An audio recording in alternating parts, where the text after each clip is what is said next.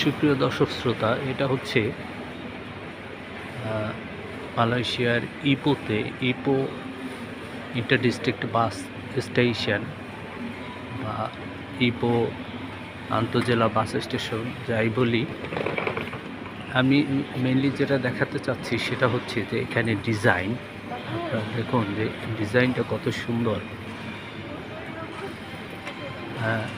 এমনভাবে তৈরি করা এটা, আপনি দেখুন ঘুরে ঘুরে গাছের ডালের মতো এমনভাবে তৈরি করা হয়েছে যে এটা যদি বাংলাদেশ হইতো বিশাল আকারে ঢালাই দিয়া ছাদ করতো, 2 তলা করতো, 3 তলা করতো, 100 কোটি 150 কোটি টাকা এটার উপরে বাজেট করত এবং বাজেট করে সেই টাকা আবার ভাগাভাগি করতো, তা নিয়ে আবার ঝগড়াঝাটি হতো, কত কিছু হতো।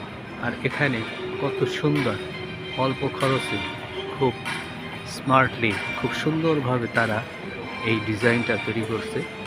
আমার ক্যামেরায় যেহেতু সব দেখানো যাচ্ছে না, সব আসতেছে না ক্যামেরায়, তাই এখানে এই স্টিলের কতগুলো পিলার, এই পিলারগুলোকে আবার ঘুরাইয়া বাঁকা করে উপরে দেওয়া হয়েছে ছাদ, যে ছাদগুলা রাউন্ড, এবং ছাদের ফাঁকে ফাঁকে বাতাস ঢোকার জন্য, আলো ঢোকার জন্য যে ছাদটা টিন দিয়ে তৈরি, সেই টিনের ফাঁকে ফাঁকে আলো বাতাস ঢুকতে পারে।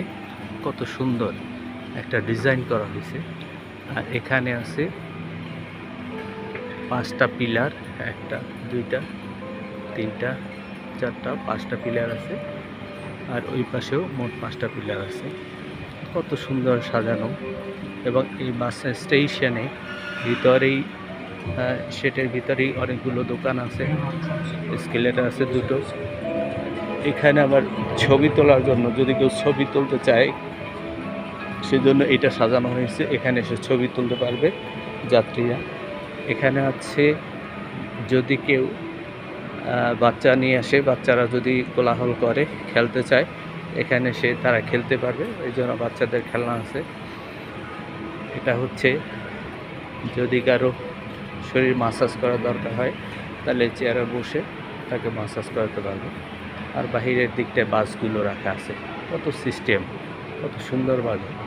শুধু বেশি টাকা খরচ লাগে না, একটু সিস্টেমের ভিতরে চললেই অনেক কিছু করা যায়। আপনারা দেখতে পারেন অনেক কিছুই করা যায়, কিন্তু আমার দেশে হচ্ছে সিস্টেমটাই হচ্ছে চুরি করা। প্রত্যেকে কত টাকা চুরি করা যাবে, কিভাবে কি করা যাবে সেরকম। এখানে কোনো ধাক্কাধাক্কি পারাপারি নেই, সব সিস্টেম অনুযায়ী কেউ